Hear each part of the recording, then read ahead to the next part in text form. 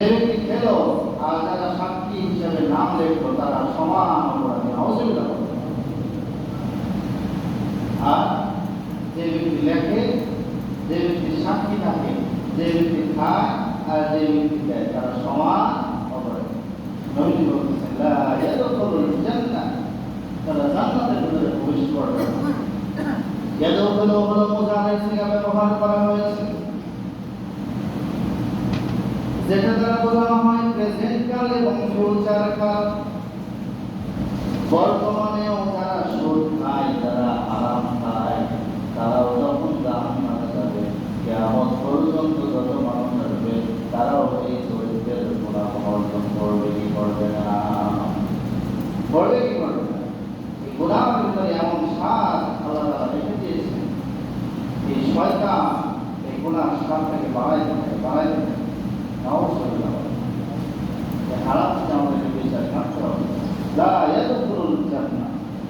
জান্নাতে প্রবেশ করবে না যে শরীরটাকে আপনি নামাজে এসেছেন, যে কপালটাকে আপনি আল্লাহর সামনে সিজদা করতেছেন, এই কপালটা সেদিন জাহান্নামে হয়ে যাবে যদি আপনি সুদের সাক্ষী হয়ে যান, যদি আপনি হারাম খেয়ে থাকেন। আপনার সেদিন জান্নাত হবে না, জাহান্নাম হবে। কি হবে? জাহান্নাম হবে। নসরুল বাড়ি শরহুল বুখারীর ভিতরে এসেছে, আল্লাহর নবী মুহাম্মদুর রাসূলুল্লাহ সাল্লাল্লাহু আলাইহি ওয়াসাল্লাম বলেন, মানুষ যখন সিজদায় পড়ে যায়, সাতটি অঙ্গের মাধ্যমে সে সিজদা করে আল্লাহকে ডাকে। আমরা যখন সিজদা করি, সিজদাটা করি কয়টি অঙ্গের মাধ্যমে? আমার প্রিয় ভাইরা, এক নম্বর হলো জাবহাতাইন। আল জাবহা, আপনার কপাল লাগাচ্ছেন বললেন, জমিনের উপরে আপনার কপাল রাখছেন। দুই নম্বর হলো ইয়াদাইন, দুই হাতের মাধ্যমে আপনি আল্লাহর কাছে সিজদায় পড়ে যাচ্ছেন। সুবহানাল্লাহ। তিন নম্বর হলো রিজলাইন, আপনার দুই হাঁটুর দ্বারা আপনি সিজদা করতেছেন। আরেকটা হলো রুকবাতাইন, রুকবাতাইন মানে হলো হাঁটু। এক নম্বর আল জাবহা মানে আপনার কপাল। দুই নম্বর ইয়াদাইন, দুইটি হাত। কয়টি অঙ্গ হলো? কপাল, দুই হাত, তিনটা। তারপরে হলো রুকবাতাইন, দুই হাঁটু। দুই হাঁটুর মতো আমরা সিজদা করি কি করি? দুই হাঁটুর সিজদার উপরে দেওয়া হয়। তাহলে কয়টা হলো? পাঁচটা। তিন নম্বর হলো, তারপরের অংশ হলো রিজলাইন, আপনার দুইটা পা। দুই পায়ের মাধ্যমে আমরা সিজদা করি। এই টোটাল হলো কয়টা অঙ্গ? সাতটা অঙ্গ। কপাল, দুই হাত, দুই হাঁটু এবং দুই পা।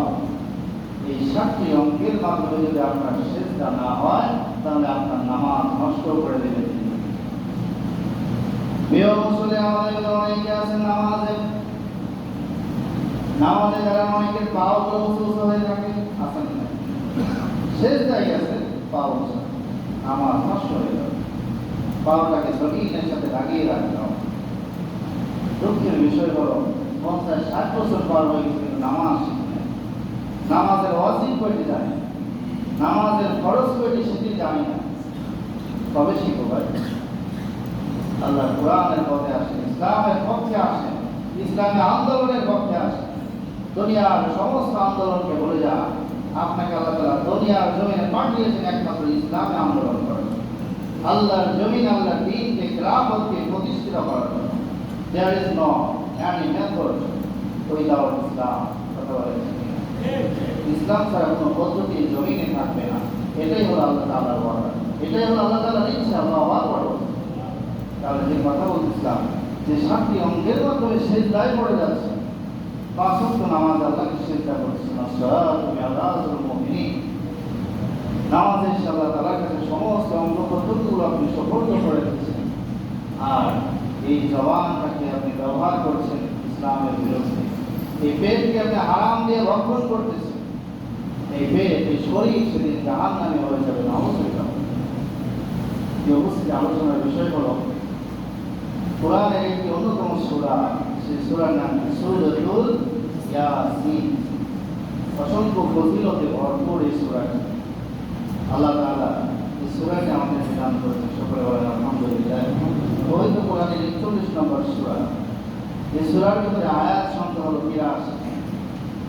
তো সবচেয়ে কষ্টের বিষয় হলো যে মসজিদে আমি 2 বছর ধরে নামাজ পড়াচ্ছি, বেশিরভাগ মুসল্লিরা তাদের পরিবর্তন এখনো হয়নি। কিছু সংখ্যক মুসল্লি আমি নিজের চোখে দেখেছি যে তারা পরিবর্তন হয়েছে। এই কোরআনের কথা শুনে, আল্লাহ এবং আল্লাহ রাসূলের কথা শুনে তারা পরিবর্তন হতে বাধ্য হয়েছে। আল্লাহু আকবার। এমন মুসল্লি দেখেছি এখানে 2 বছর আগে ফেব্রুয়ারি মাসে এখানে জয়েন করেছি।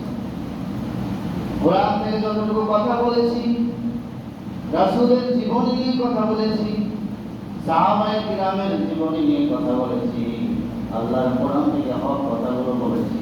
মানুষ তার অন্তর দিয়ে যখন অনুধাবন করেছে, সে আল্লাহর পথে ফিরেছে। কথা বলেছে কিনা? তেমন অনেক মুসল্লি দেখতে হবে আগে নামাজ পড়তো না, নামাজ নিয়মিত নামাজ পড়তো, তার মুখে দাঁড়িয়ে ছিল না। এমন উদাহরণ আমি নিজেও বলতে পারবো এই মসজিদের মুসল্লিদের ভিতরে। এটাই তো হওয়া দরকার যে আপনি যে ভুল পথে আসেন, ভুল থেকে আপনি ফিরে আসেন, আল্লাহর কোরআনের দিকে আসেন। এই পথটা হলো শান্তির পথ। এই পথের বাইরে যত মত আর পথ আছে, সমস্ত পথ হলো অশান্তির পথ। কথা বলেন। আল্লাহ বলেন ইয়াসিনুল কুরআনিল হাকীম। ইয়াসিন, আল্লাহু আকবার। হরফুল মুকাত্তাআত ব্যবহার করা হয়েছে কোরআনে অসংখ্য জায়গায়। আল্লাহ তাআলা এই আয়াতগুলো ব্যবহার করেছেন, খুব সুন্দরভাবে মনোযোগ দিয়ে শুনবেন। এই হরফগুলো ব্যবহার করার উদ্দেশ্যটা কি? প্রতিটা জায়গায় আল্লাহ তাআলা মেসেজ দিচ্ছেন। এই হরফগুলো ব্যবহার করার পরের আয়াতে আল্লাহ তাআলা তার কোরআনের কথা বলতেছেন। আল্লাহু আকবার।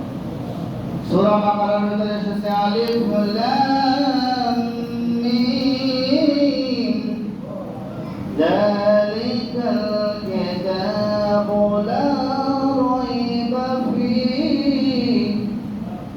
তারপর আলিফ লাম মিম হরফুল মুকাত্তাআত। এটার অর্থ কোনো পৃথিবীর কোনো মানুষ জানে না। ইসরায়েলের প্রেসিডেন্ট জানে নাকি?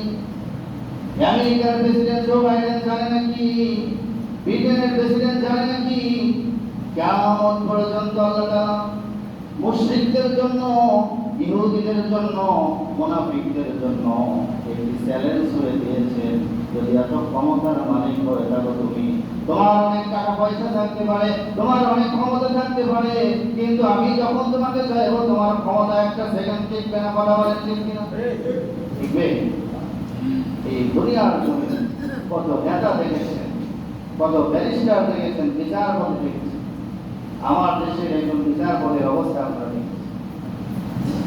যে বিচারপতি আল্লামা দেলাওয়ার হোসেন সাঈদের রায় দিয়েছিল, কোরআনের বাকিকে রাজাকার বলেছে। সর্বশেষে কলা গাছের পাতায় সে শুয়ে থেকেছে। কথা বলেছে। এই বিচারগুলো কার? আল্লাহ তাআলা বলেন ইন্নাল্লাহা লা ইয়াহদিল কওমাল যালিমিন। এই দুনিয়ার জালেমরা মনে রাখো, ইমানদারদেরকে আল্লাহ তাআলা বলতেছেন জালেমদেরকে আমি লক্ষ্য রাখি, তাদেরকে খেয়াল রাখি, তারা কিভাবে মানুষের উপর নির্যাতন করে, কিভাবে মানুষের উপর জুলুম করে, আর তাদেরও কখনো আমি হেদায়েতের রাস্তা দেখাই না। কথাটা ইন্নাল্লাহ, নিশ্চয়ই আল্লাহ তাআলা লা ইয়াহদিল কওমাল যালিমিন, যারা জুলুম করে তাদেরকে পাকড়াও করবেন। পাকড়াও করতেছেন কি করতেছেন না? গত 15 বছর যে রাষ্ট্র ছিল, এই রাষ্ট্রে যারা মানুষের উপর জুলুম আর নির্যাতন করেছে, তাদের উপর প্রতিনিয়ত মানুষ মামলা মোকদ্দমা চালাচ্ছে। কথা বলেছে। তারা অতিষ্ঠ হয়ে যাচ্ছে। কারণ কি? দুনিয়ার এই সামান্য বিচারকের দায়িত্ব পেয়ে আপনি নিরপরাধ আলেমের উপর নির্যাতন করেছেন, আল্লাহর আরশ কেঁপে গেছে, আল্লাহ তাআলা তার বিচার এই জমিনের উপরে দেখাচ্ছেন। কথা বলেন এই অবস্থাতে কথা বলছিলাম। যালিকাল কিতাব লা রাইবা ফীহ। আল্লাহ তাআলা যখন হরফুল মুকাদ্দারাত ব্যবহার করেন পরের আয়াতগুলোতে গোটা বিশ্বের মানুষদের জন্য, মুমিনদের জন্য, মুনাফিকদের জন্য, ইহুদিদের জন্য, খ্রিস্টানদের জন্য, বিধর্মীদের জন্য আল্লাহ তাআলা চ্যালেঞ্জ করে দেন যে এই কিতাব হলো এমন একটি কিতাব, যে কিতাব হলো একমাত্র তার। কিতাবটা কার? যালিকাল কিতাব, there is no any doubt। এই কিতাবের ভিতরে কোনো সন্দেহ নাই, আছে। হুদাল মুত্তাকিন, এটা হলো মুত্তাকিদের জন্য পদ্ধতি।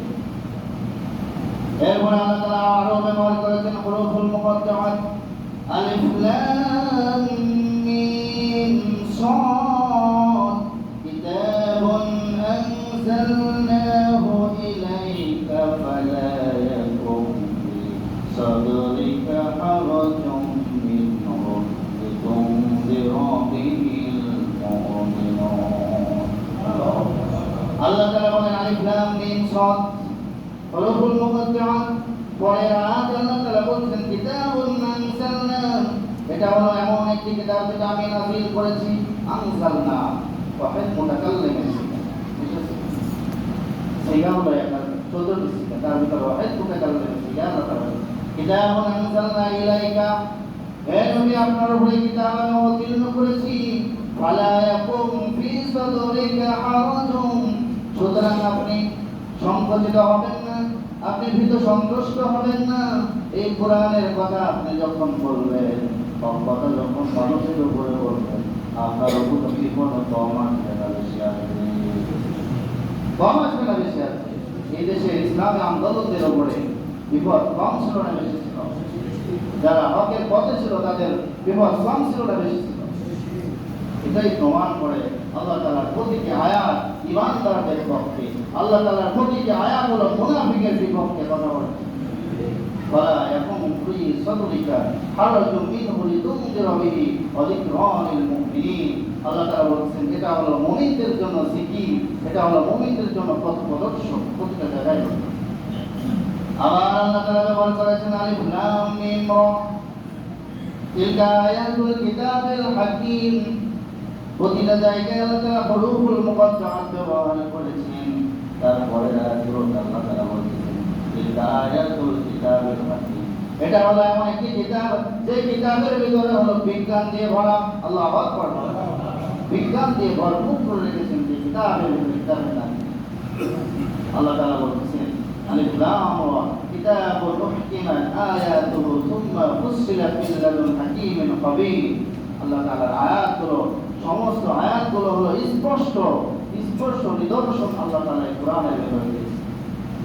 এরপরে নবীকে আল্লাহ তাআলা বলেছেন আলিফ লাম রা, কিতাবুন আনজালনাহু ইলাইকা লিতুখরিজান নাসা মিনাল যুলুমাতি ইলান নূর। আল্লাহ তাআলা বলেন হে নবী এটা হলো এমন একটি কিতাব আলিফ লাম রা।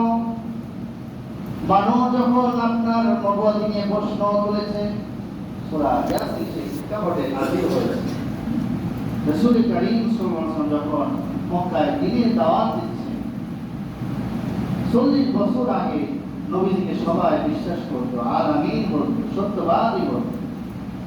এমনকি নবীজির কাছে সমস্ত আমানতগুলো রেখে দিত, টাকা পয়সা রেখে দিত, স্বর্ণ দ্বারা সমস্ত কিছু রেখে দিত। দুনিয়ার কোনো মানুষকে